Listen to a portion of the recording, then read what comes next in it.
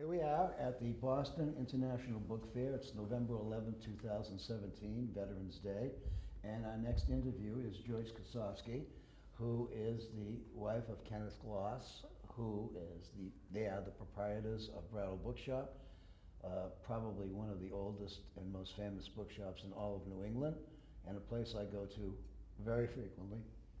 And Joyce, I'm going to start off by asking some things about your background. Your parents, your siblings, where you grew up, what schools you went to, things like that. Okay. I grew up in Winthrop, Massachusetts, which is technically east of East Boston, which is in the middle of the Atlantic Ocean.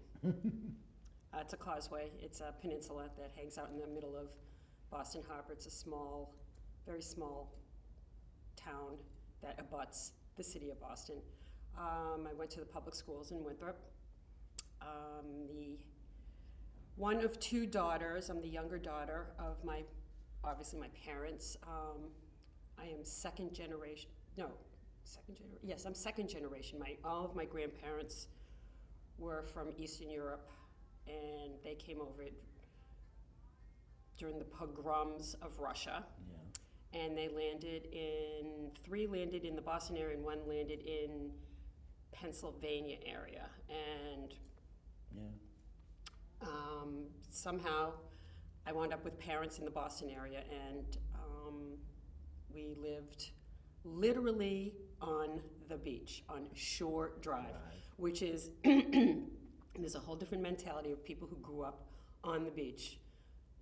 And the Atlantic Ocean is a very important part of my life. I've never been more than 5 miles away from it, living, obviously I've been more than 5, but I've never lived more than 5 miles away from the ocean. And my sister and I shared a room as forever until one of us went to college. I went first, actually, even though my sister was older. I left first. And I went to the University of Massachusetts in Amherst. And I studied journalism and mass media, as it was called at the time, and the burgeoning TV market came out with this cable news. Yeah. And I really was interested in cable news. It was literally community news. It wasn't the cable news that we know. Yeah, right. No, it was local. Local. It was community access, CATV, community access TV, and I really, really liked that. And that's more of what I wanted to do. I graduated from UMass Amherst, and I actually got a job with the Springfield newspaper as what they call a stringer. And what a stringer is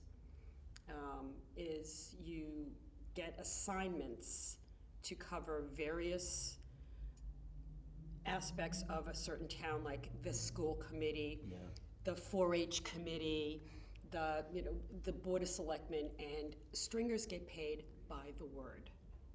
Oh. And printed word. And I would go home, I would go to the meeting, listen to these dull-ass meetings, and try to stay awake, and I would go home and I would just make these flowery reports, because the more I wrote, the more I got paid. Right. And that's how that was my first job out of college.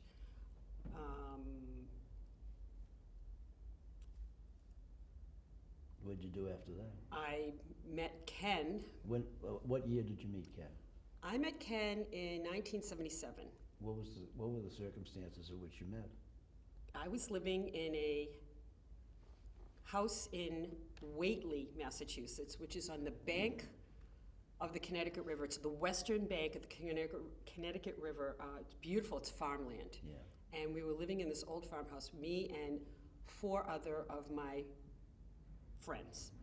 And one of my friends had been trying to fix me up with his friend for 2 years. And I was having none of it. No, don't fix me up, I don't want. So one day, my friend Don, said, I had to, he had some lame excuse that I had to stay home and deal with. I was like, okay. And he had invited his friend, unbeknown to me, and that was Ken. And so Ken literally walked into my life. Yeah, true. And it was love at first sight. Really? It just took a while to figure that one out, but no, it really was. We just clicked right away, and that was that. Is there a nicer person on earth? No, there is not a nicer person. He's- Kenny is the Sarah Lee of humans. Yeah. Nobody does not like Kenny. him. He's a wonderful person. Excuse me. So where's, now, give me the date again. 77. Okay, and so you started to go out? Or? Yeah, we said, it was long distance, because, he was working, he was in the throes of taking over for his dad. His dad was in poor health. Yeah. And I had been thinking I needed to get out of Western Mass. I need to get back to the Boston area. So I started applying for jobs. And this is when you got the Boston Sunday Globe, and you went through the Help Wanted. Which was huge. Which is huge. It was that big. And there were very, very limited, Journalists Wanted is not a big thing, but there were a couple. And so I applied, and I wound up getting a job for a trade magazine called Ad East, which is no longer... it was an advertising trade publication to the advertising industry. And it was a pretty good job, other than I couldn't stand it. The world of advertising just didn't do anything for me, but it was, for what it was and for where an entry-level position, it was a good job. And it was in Boston. So I moved back to Boston, and that was in 77, yeah. And so then I moved back to Winthrop. My best friend from high school and I found an apartment on Shore Drive in Winthrop, because we wanted to be back on the beach. And you'll understand what happened in 1978 in the wintertime. Yes. There was a blizzard. Huh.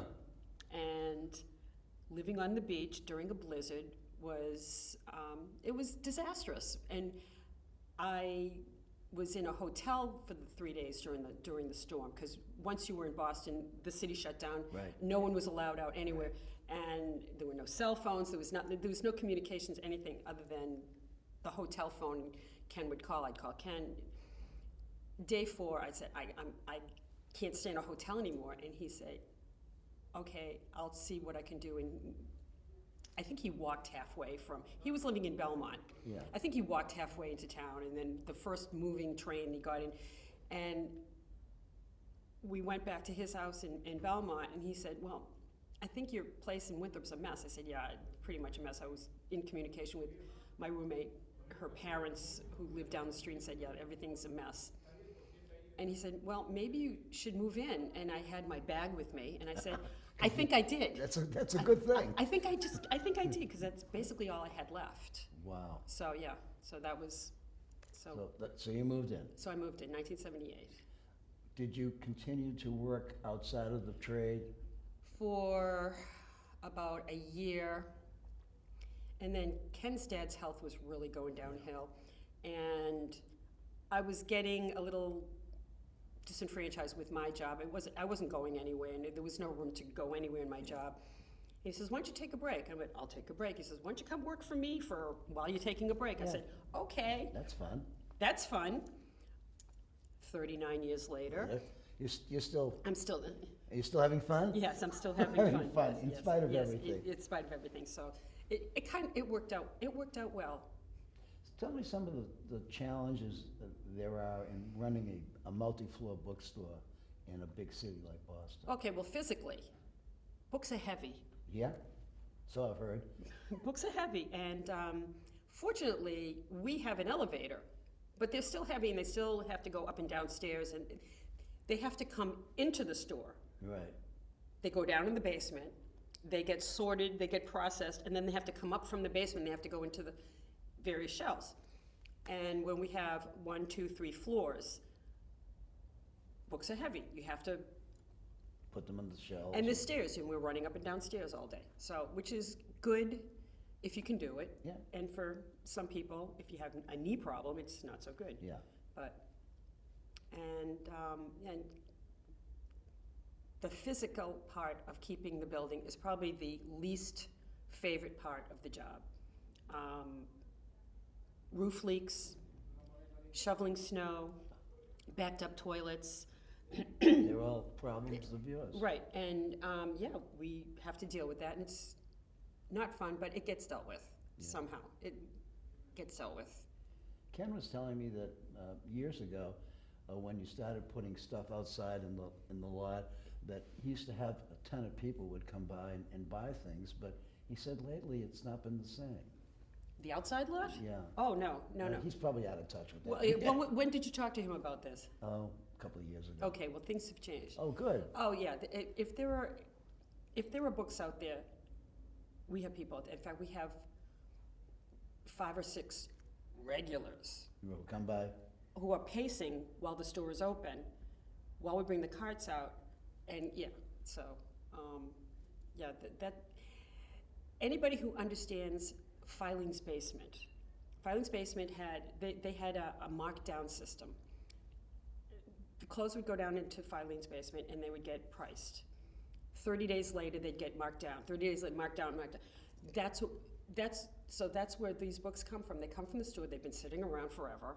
They're not selling. They're not doing anybody favors, and we're still getting more books in. So they go outside, and they get marked down. Well, after a while, do you have to clear them out? I mean, Yeah. There must be at some point that comes where you're not selling At even $1, those. yeah, no, it's not a lot. Trust me, it's not a lot. Not a lot. Yeah, but they do. They go.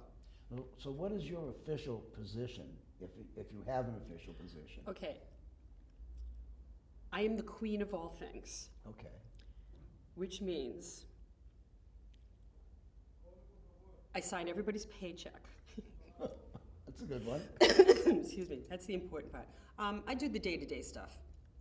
The Accounting. the bookkeeping, making sure the trains run on time, negotiating contracts. That's a pain. It's like 30% of my days. Like, Really? you know, yeah, really. I'm on the phone. Really? Look how long I've been a customer, you know. Yeah. Can you, you know, That kind of thing. that kind of stuff. Ken said at one time that you worked for the Celtics? Yes. When there was a time, I decided not to work for the store. I said, Ken, I want to go back into journalism. And I worked at the Boston Phoenix. And the Boston Phoenix was the weekly underground newspaper, Right. the alternative newspaper. And at the time, the owner of the Phoenix had bought all of the computer equipment necessary to publish a newspaper, which was very forward-thinking. The thing was that the Phoenix is a weekly newspaper. It doesn't take a week to physically produce it. Right. So we had all this equipment and all these people hanging around, so he decided to sell time. So these little newspapers like the Jewish Weekly News, the something town newspaper, they would come in with all their hard copy, and we'd have our typesetters. So there was a commercial division to the Phoenix, which I was in charge of. And because of that, one of the salespeople of the Phoenix did a deal with the Boston Celtics. And they also needed an editor.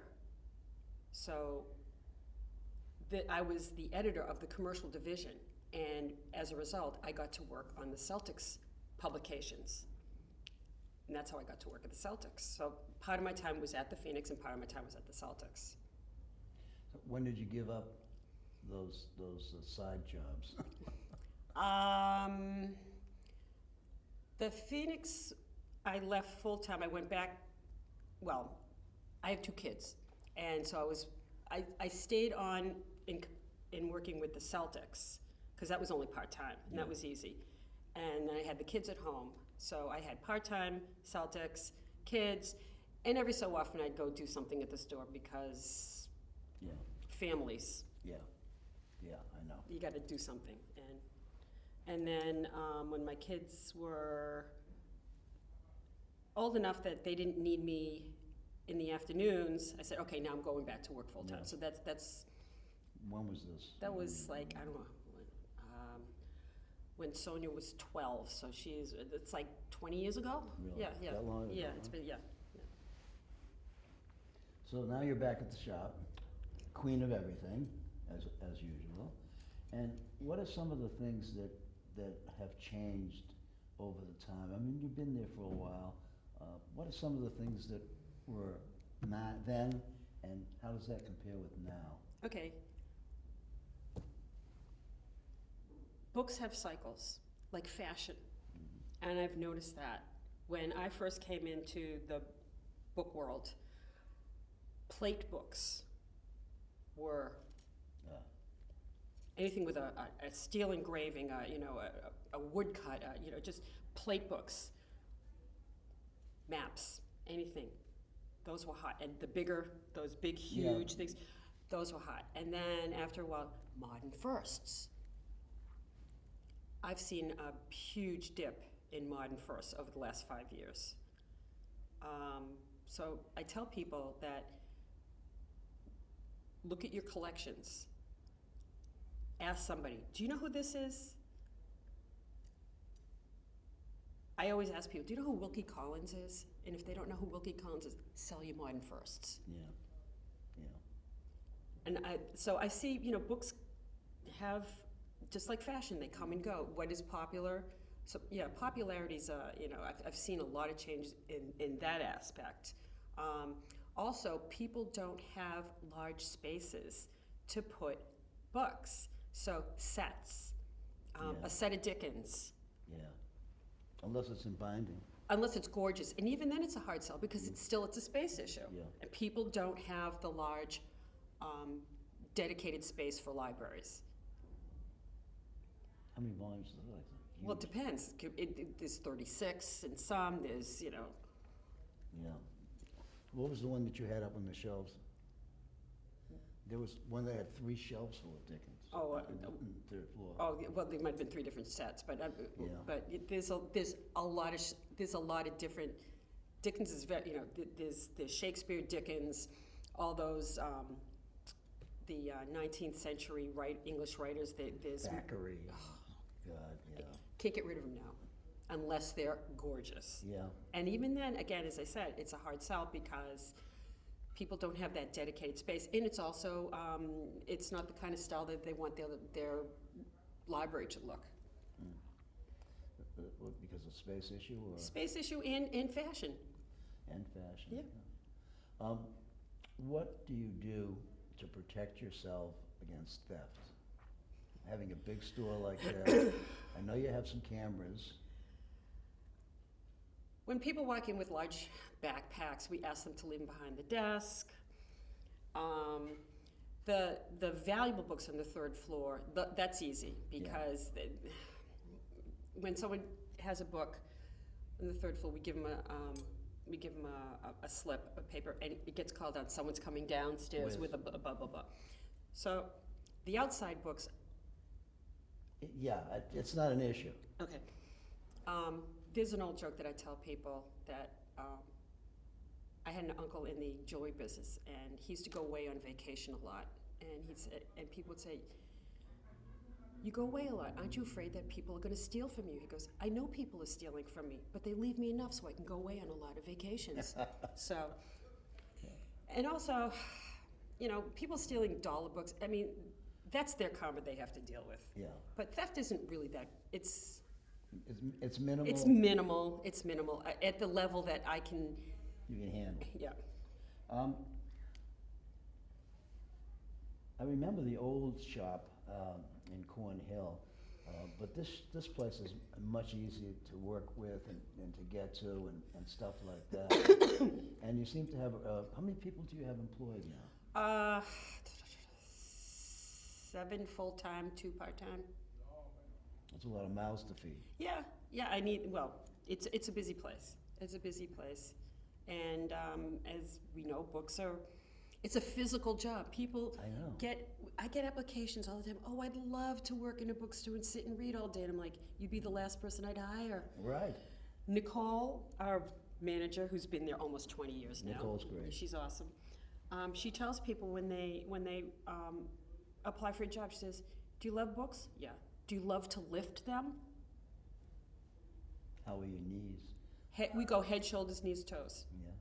Allergies, just we go through the gamut. It's a really physical job, and we get a lot of rowers. Rowers love to work in a bookstore. Why? Because it's physical. Oh, right. And they just move. Yeah. I pick things up. Well, I put things put 'em down. And also rowers are very smart because they all go to college and, Yeah. and they're intelligent, so you don't have to spell things out.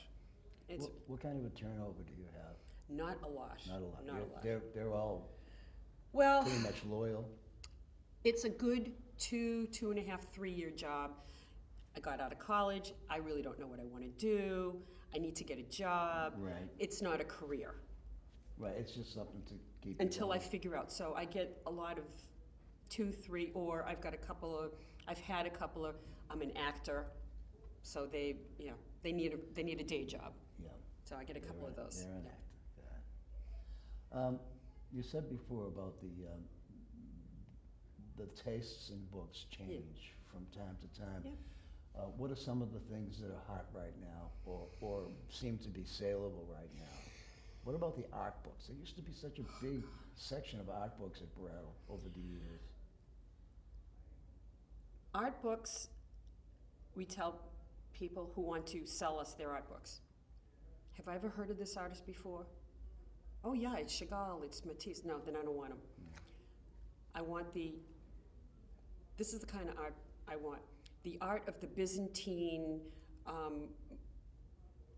coins of the Macedonian, the more obscure, the better. That's what sells. These large coffee table books of Picasso. People buy them, they put them on the coffee table. 6 months later, they dust their coffee table and the book gets up. It's like... Yeah. There's no permanence. There's no, well, not for, and a lot of that stuff is, you can find that stuff on the internet. If you're just looking up reference, Right. you can't sell reference books, No. which is a good thing and a bad thing because the information never changes, so it's good to be able to have all that information at your fingertips. Yeah. What sells now are good scholarly books. Really? Yeah, on subjects that people can't do research on. It's, we have to scour I found this. And fiction always sells. It doesn't make any money, but people just want to pick up something to read. Excuse me. I'm going to ask you a few general questions. What are some of your fond recollections of the early days that you were at Brattle? You must have met some wonderful old-time booksellers and collectors and stuff. All right, this is going to be a little contentious. Okay. A lot of them were SOBs. Yeah. A lot of them condescending, patronizing, Yeah. holier than thou. I have very few good recollections. I got patted on the head a lot. Really? Yes, I did. Even as a queen? I wasn't queen then, Yeah. but yeah. But, as a young girl, Yeah. because that's what they called me, young girl yeah. at the time. Oh, young girl. Yeah, you. Or any time that it would be in the store and we'd be talking, negotiating. Okay, now I want to talk to Ken. In other words, I don't care what you have to say. Yeah. Or they would just walk right by. Where's Kenny? There was one time, and this is at a book fair. There were 3 of us standing at the counter doing nothing. It was a lull in the book fair, doing nothing. We're standing there. Ken is in the corner of the booth eating a bowl of soup. It's the first time the man had a chance to sit down and eat something, and he only did it because I made him do it. Right. Sit down and eat something. The 3 of us are standing there. Somebody walks by, just walks right by. Oh, Kenny! I'm like, the man is eating his soup. What could you possibly be bothering him? What do you need to know where the bathroom is? How good is the soup? Well, but those were the kinds of things. They go, let me ask Kenny. Yeah. Where can I get a sandwich? Type of thing. It's like, Yeah, what am I, We were invisible? invisible. We were invisible. So that's, yeah. But that has changed, hasn't it? To some extent. You're To some extent, not like, yeah. But you're much more visible. When you at book fairs, I see you running around like a nut. Because I'm trying to get- obnoxious. That's why I've made myself obnoxious. You know, if I was a nice person, you'd still, you know, I'd be invisible. Yeah. This goes back to my days at the Celtics. I'm 5'2". I worked in the local professional basketball team. Okay. Everybody's 9 feet tall. They're all 9 feet tall. And even the people in the front office are 9 feet tall. And the conference table, there's a real conference table with those big, huge chairs. And I look like the 4-year-old at Thanksgiving. And nobody's listening to me, and I'm getting very frustrated. And what I did is I stood up. Standing up, I am the same height as all of these men sitting down. And that's suddenly they go, oh, Joyce has a point. So it's something went click, click, click. Right, you have to be obnoxious. And this is an old boys club. Oh, yeah. It's an old boys club, and things are changing. A lot more women booksellers than Yeah, there ever were. there are a lot more women, and a lot of people. All right, now that I'm older and grayer, Yeah. they say, "Oh, well, you got to take, you got to listen to her." But when I was young, nothing. Did you ever have any problems with harassment? Not sexual harassment. No, Just belligerence. yeah. Is there any particular incident that stands out in your mind as being terrible? I like terrible stuff. I don't want to go there. Okay, that's good. Okay. You don't have to go there. What do you see as some of the challenges that somebody like yourself has in an open store in a big city? What are some of the challenges you're going to be looking at in the next few years? I mean, I assume you're going to be in business for a while. I hope so. Well, Ken's health is my biggest challenge. He's not doing well? Oh, he's fine. He's like a bull, but I know. But yeah, but should he not? Should anything, How old is he now? Ken's 67. He's a kid. But he's like, but I wouldn't put a 47-year-old next to him. But I'm just saying, at some point, Yeah. that's my biggest challenge. I could retire yesterday. Yeah, I'm sure. I mean, I love what I do, Yeah. but I could be done. Ken loves what he does, and Ken will retire 3 days after he's dead. Yeah. It'll take him that long to That's stop. his exit strategy, is death. Exactly. That's as long as he can, and I would never. I'm not gonna pull him from that. He loves it, Yeah. but that's the challenge. What about your health? I'm fine. Yeah, you're healthy. Yeah, but if I'm not, I could, like I said, I'm done. Yeah. What I do, I can pass on, or I can do from afar or remotely, or, my knowledge isn't his knowledge or his drive, right. So I manage things. He's the brains. He buys and he sells. He buys and he sells. I manage the stuff. He's the hunter-gatherer. I am the filer. I'm like, okay, now what are we going to do with this? Okay, do this, or we need a new this, we need a new that. That's how that works.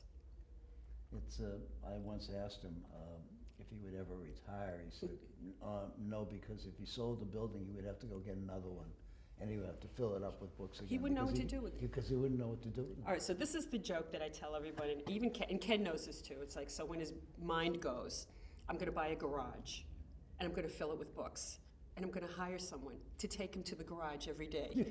Hey, look. And Ken says, great. I'll look. Look. We've done our 30 minutes. Okay, there you go. See, it went fast and it's painless. And and other I than my loved coughing, I'm interviewing. sorry. No, that's okay, as long as you're not contagious. No.